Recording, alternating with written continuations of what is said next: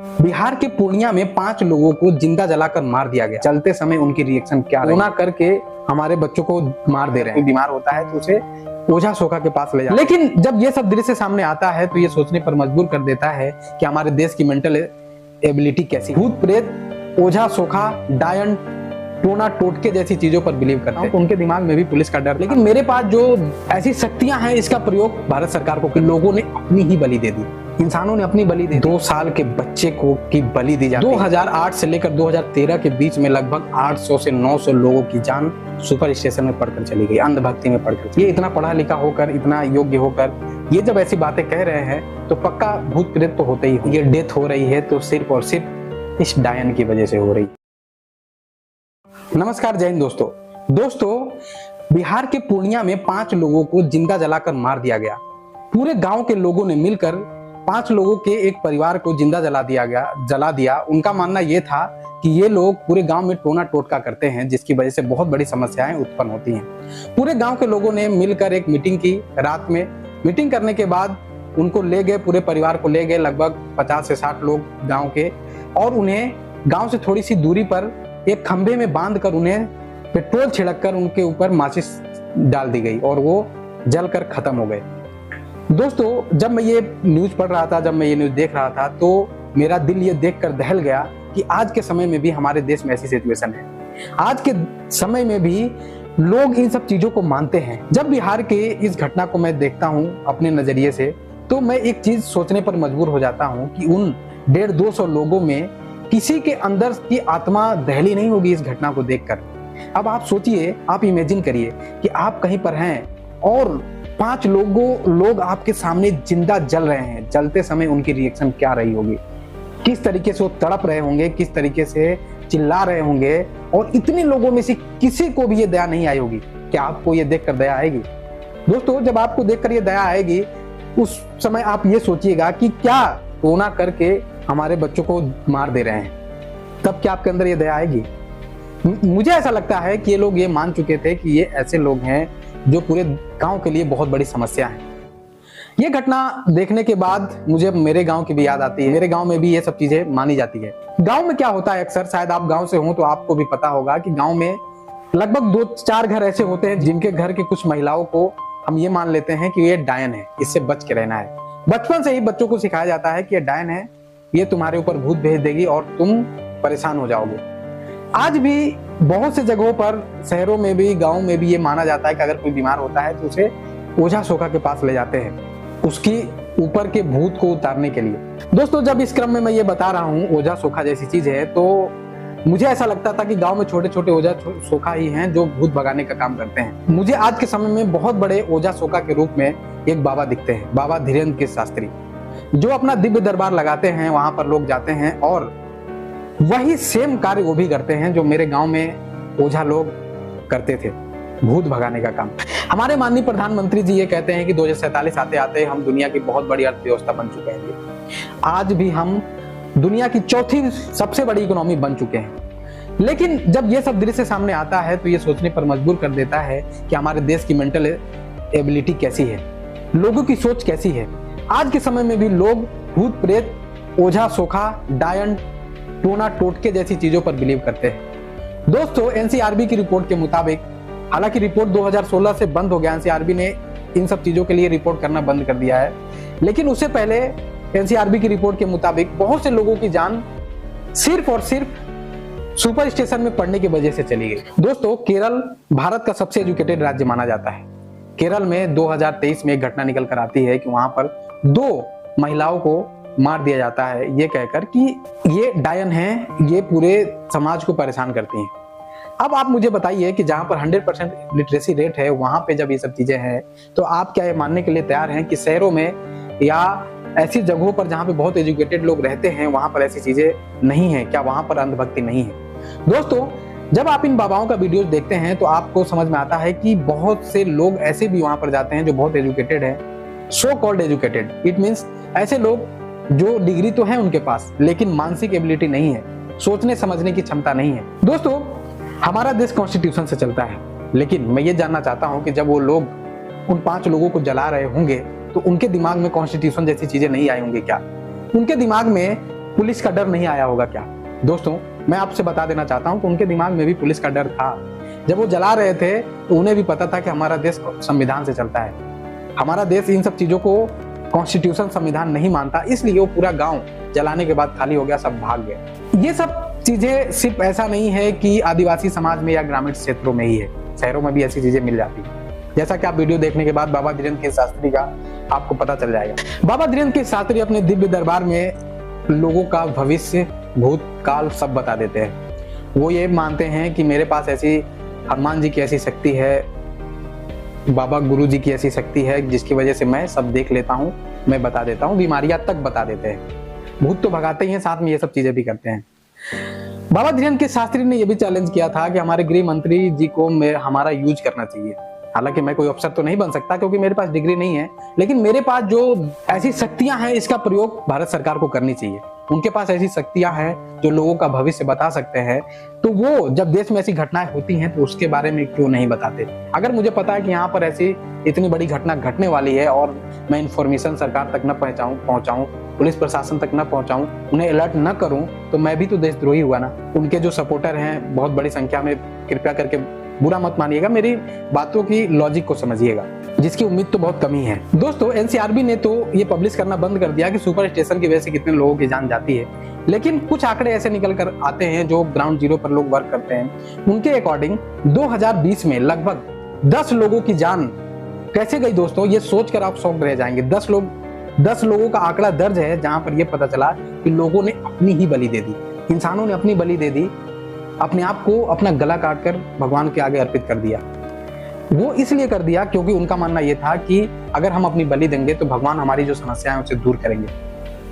अब आप सोचिए, ये मेंटल एबिलिटी है हमारे देश के लोगों की। दोस्तों, मैं एक आर्टिकल पढ़ रहा था, मैं बहुत शॉक्ड हो गया, मेरे रोंगटे खड़े हो गए, मैं डर गया, पढ़ने से डर गया। दोस्तों, 1-2 साल के बच्चे को की बलि दी जाती है, उसे काटा जाता है, काट कर सर कलम करके भगवान के आगे अर्पित कर दिया जाता है। जैसे कि जानवरों की बलि दी जाती है, पशु पक्षियों की बलि देने का प्रथा हमारे समाज में चलता आया है, उसके अकॉर्डिंग उसकी बलि दी गई। मैं जब ये पढ़ा तो मुझे ये लगा उस बच्चे के माँ बाप के दिल पर क्या बीती होगी, क्या उनका मेंटल एबिलिटी कैसा होगा।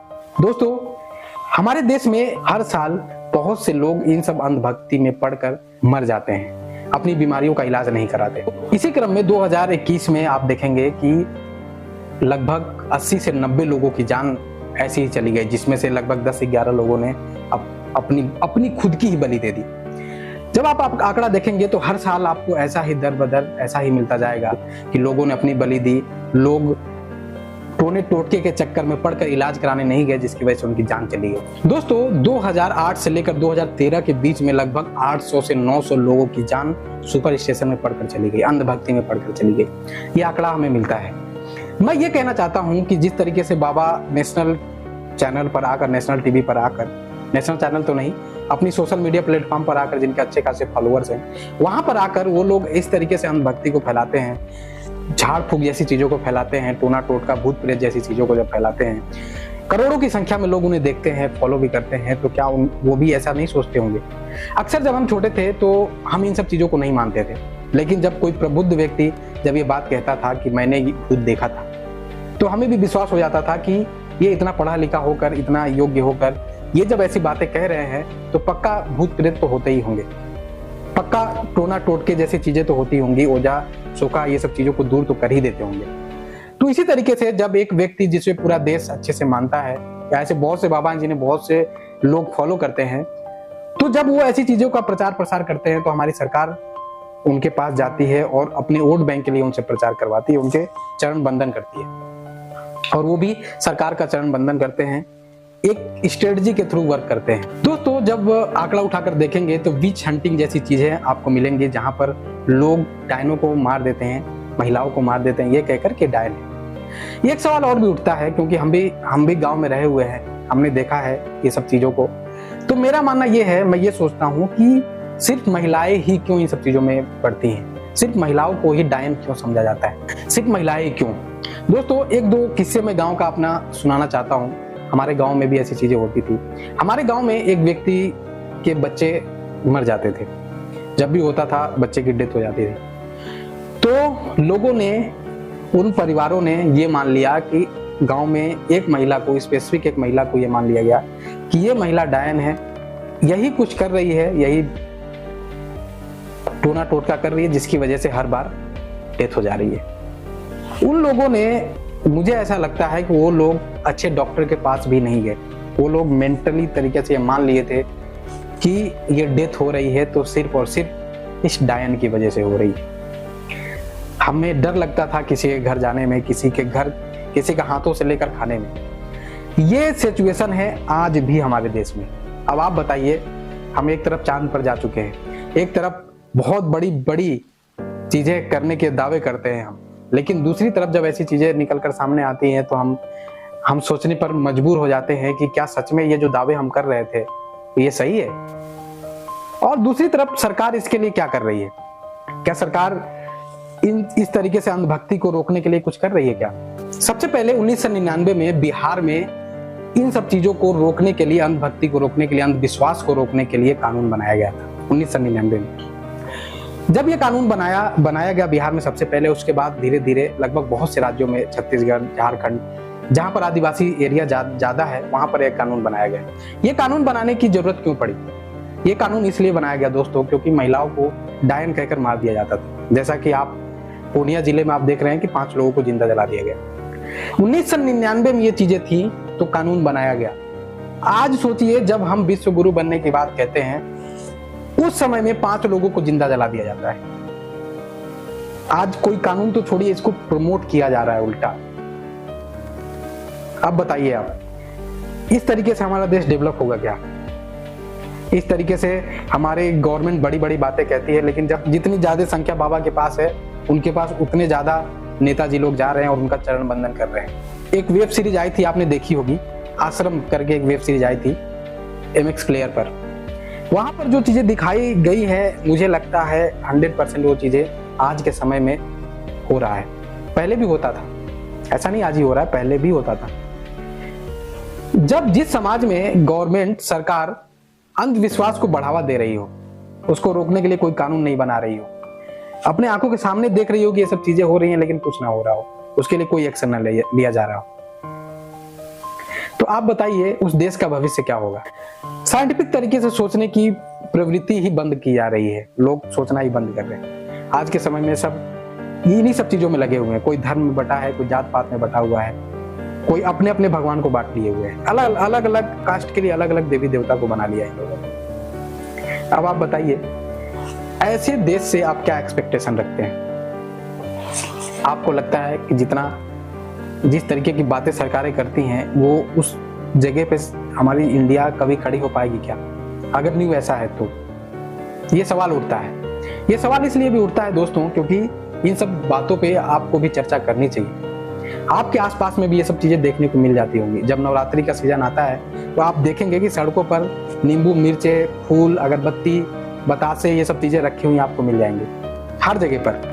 अब आप बताइए, आप चौराहे पर गए हैं और आपने देखा कि ये सब चीजें रखी हुई हैं, तो आप सोचिए अब ये जो रखने वाला होगा वो एक ही 2 लोग होंगे, लेकिन उस चीज से पूरा समाज डर रहा होता है। आप इसी से आंकड़ा लगा सकते हैं कि अंधविश्वास हमारे देश में खत्म नहीं हुआ है, बहुत तेजी से बढ़ा है। अंधविश्वास हमारे देश में सिर्फ ग्रामीण एरियाज में नहीं, अर्बन एरियाज में भी है। रूरल एरियाज में तो था ही पहले भी, लेकिन आज अर्बन एरिया में भी ये बहुत तेजी से बढ़ा है, बहुत तेजी से फैला है। आज हमारे देश में नए नए बाबा प्रचलन में हैं, नए नए बाबा आ रहे हैं, और बाबाओं का बेसिक वर्क आप देखेंगे तो कहीं ना कहीं वो भूत प्रेत जैसी चीजों को बढ़ाने के साथ ही आगे आते हैं। जैसा कि मैंने धीरेन्द्र की शास्त्री जी का जिक्र किया, इससे पहले भी बहुत से बाबा हुए जो ऐसी चीजें करते थे, और ऐसी करते करते वो शुरू तो किए थे भूत भगाने से, अंधविश्वास की चीजों को फैलाने से। धीरे धीरे उनका ग्राफ इतना ऊंचा हो गया कि आज उनके पास अच्छा खासा इनकम है। आज वो उसे एज ए बिजनेस ले रहे हैं। आज हमारे देश में सुपर स्टेशन को बढ़ाना एक बिजनेस हो गया है। आज आप देखेंगे कि बहुत से एप्लीकेशन आ गए हैं जहां पर टोना टोटका करने की चीजें बताई जाती हैं। आज अगर आप YouTube पर सर्च करेंगे कि बीवी से बचने के क्या टोटके हो सकते हैं, अगर हमें 2-4 रिलेशन बनाना है उसके लिए क्या टोटके हो सकते हैं, तो आपको बहुत सी लिस्ट मिल जाएगी। गर्लफ्रेंड बनाने के क्या टोटके हो सकते हैं, उसके लिए भी आपको लिस्ट मिल जाएगी। ऐसे नींबू करो, ऐसे करो, और वो आपके पास खींची चली जाएगी। अब आप सोचिए, हजारों की संख्या में वीडियोज बन रहे हैं, हजारों की संख्या में हर दिन न्यूज़पेपर में, सोशल मीडिया में, मीडिया में ये सब चीजें निकल कर सामने आ रही हैं, आर्टिकल्स निकल कर सामने आ रहा है। अब आप बताइए आज ऐसी घटनाएं जब होती हैं तो क्या लोगों का संविधान पे से भरोसा उठेगा या नहीं उठेगा? अब आप सोचिए कि आप वो व्यक्ति हो जिसे लोगों ने ये मान लिया, आप बुद्धिजीवी हो, मान लो डिस्कशन करते हो कि ये सब चीजें नहीं होती हैं, ऐसा वैसा, या खूब संलिप्त रहते हो इन सब चीजों में, और आपको लोग ये मान ले कि आप डायन हो, आप टोना टोटका करते हो। सोचो आपका जीवन कैसा होगा। दोस्तों, जिसको डायन मान लिया जाता है ना गांव में या शहरों में, उससे लोग बात करना बंद कर देते हैं। उसका सामाजिक अस्तित्व ऐसा हो जाता है कि जैसे वो 302 का मुलजिम हो, उसने कोई बहुत बड़ा अपराध किया हो। इस तरीके से उसके साथ ट्रीट किया जाता है। उसके घर पे कोई जाता नहीं है, किसी भी तरीके के फंक्शन में कोई जाना पसंद नहीं करता। उसके हाथ से लोग खाना तक नहीं खाते। वो अगर सड़क से जा रही हो तो बच्चे डर के मारे दूसरी तरफ से निकल जाते हैं। ये स्थिति हो जाती है उस महिला के लिए, उस व्यक्ति के लिए, उस समाज में जीने में कितनी मुश्किलें होती होंगी, और सरकार इसके लिए कुछ नहीं कर रही है। अब बताइए आप। और दोस्तों, आप अगर नजर घुमाएंगे तो आपके आसपास में भी ये चीजें देखने को मिल जाएंगी। ऐसा नहीं है कि बिहार में ये ऐसा हुआ तो हमारे यहाँ नहीं है, हर जगह पर है। आप ईमानदारी से कमेंट करके बताइएगा कि क्या आपके यहाँ टोने टोटके जैसी चीजें हैं या नहीं है। आपके गांव में या आपके समाज में जहां पर आप रहते हैं वहां पर डायन जैसी चीजों का प्रचलन है या नहीं है। बहुत बड़ी एक घटना और हुई थी दोस्तों, दिल्ली के बुराड़ी में, जहां पर 11 लोगों ने अपने आप को ही हैंगिंग कर लिया था, फांसी लगा लिया था। अब आप बताइए, अंधविश्वास, अभी तक उसका रिपोर्ट नहीं मिला है दोस्तों, अभी तक पता नहीं चला शायद कि वो किस वजह से उन लोगों ने ऐसा किया, क्या मर्डर था या क्या था। ये कुछ डायरिया वहां पर मिली जहां से ये पता चला कि ये इन लोगों ने इसलिए किया था क्योंकि ये अंधविश्वास में पड़े हुए थे। दोस्तों, ये सब आंकड़े ऐसे हैं जो हमें पता चलते हैं। मैं बार बार कहता हूँ, बहुत से ऐसे चीजें हैं जो ग्राउंड जीरो पर आप जाएंगे या अपने आसपास में देखेंगे तब आपको पता चलेगा। ऐसी चीजें हमारे समाज में बहुत बड़े लेवल पर संलिप्त हैं, बहुत बड़े लेवल पर हो रही हैं, लेकिन उस पर सरकार की ध्यान नहीं जा रही है।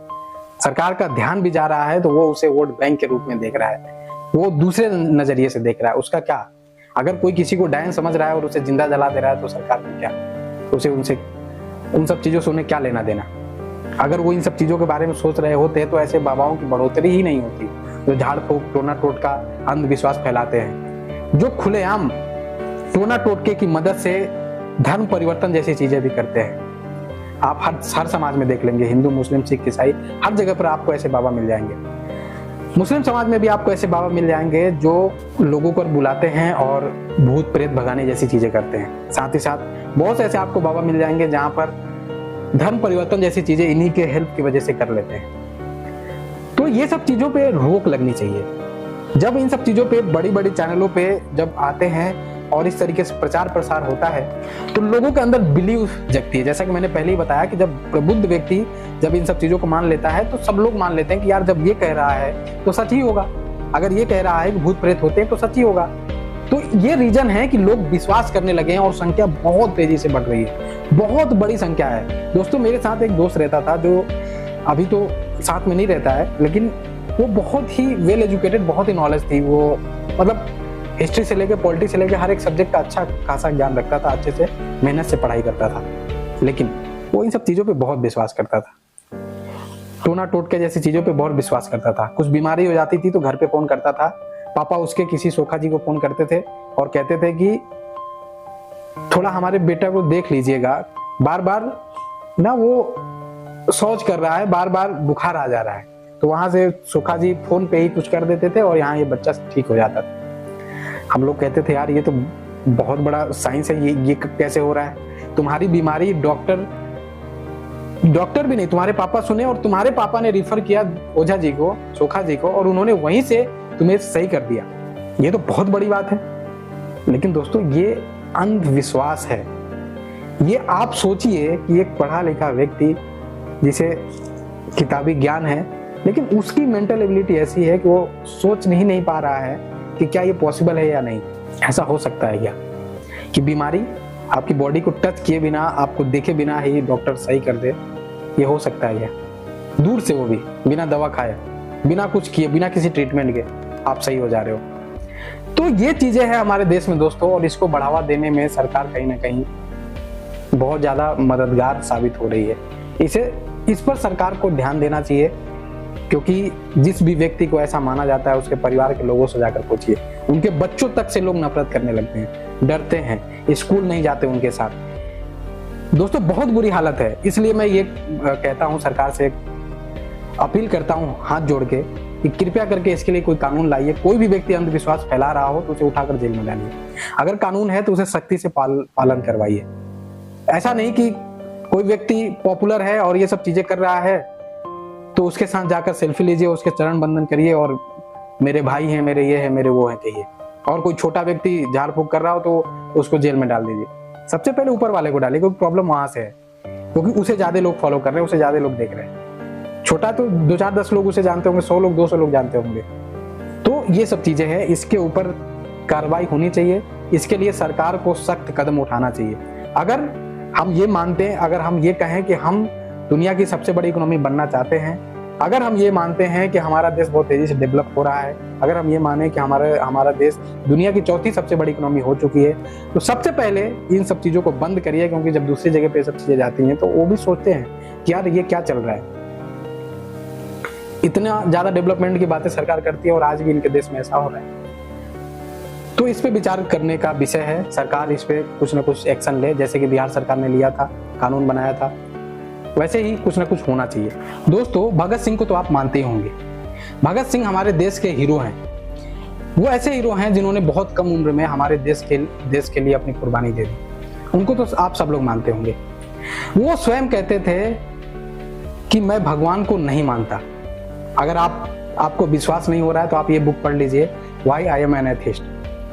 वो उनका मानना ये था कि अगर भगवान दुनिया में है तो वो इन गरीबों को क्यों नहीं देखता, ऐसे तड़पते हुए लोगों को कैसे देख पाता है। उसे अगर भगवान है तो वो ऐसी चीजों को नहीं होने देगा। वैसे ही मैं भी सवाल पूछता हूँ, मैं लॉजिक ढूंढता हूँ, और मुझे ऐसा लगता है कि जो भी लोग सरकार से सवाल पूछते हैं वो ये मानते हैं कि हम डेमोक्रेसी में रहते हैं, वो अपने वोट की वैल्यू समझते हैं, इसलिए वो सरकार से सवाल पूछते हैं। वो ये समझते हैं कि हमारे समाज में जो चीजें गलत हो रही हैं उसके लिए अगर हम जाकर डायरेक्ट फाइट नहीं कर सकते तो हम सरकार से, गवर्नमेंट से अपील तो कर ही सकते हैं। इसलिए वो सोशल मीडिया पर, अलग अलग प्लेटफॉर्म पर, जो भी जहां से भी वो कर पाते हैं वहां से कुछ ना कुछ करने का प्रयास करते हैं। लेकिन उसके लिए जो लोग आकर अभद्र टिप्पणियां करते हैं वो ऐसे लोग हैं जो खुद तो कुछ कर नहीं पाते, खुद तो सरकार से सवाल पूछने की उनकी औकात नहीं, लेकिन जो पूछता है उसके लिए अपना फ्रस्ट्रेशन निकालते हैं।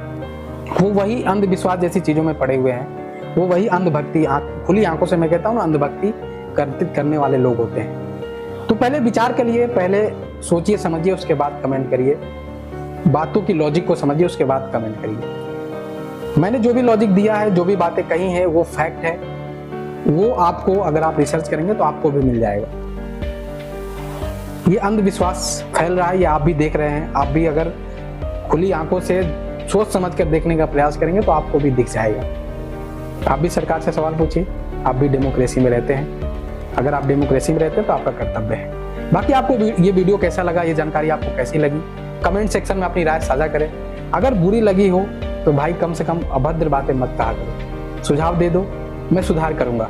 लेकिन जब आप ऐसी बातें कहते हो तो अंदर से, मैं भी इंसान हूँ, बुरा लगता है, बहुत बुरा लगता है कि हम इतना रिस्क लेकर ऐसी चीजें करते हैं और लोग अभद्र टिप्पणियां करने लगते हैं। और जिन लोगों को वीडियो अच्छा लगता है कम से कम शेयर किया करिए, सपोर्ट करिए।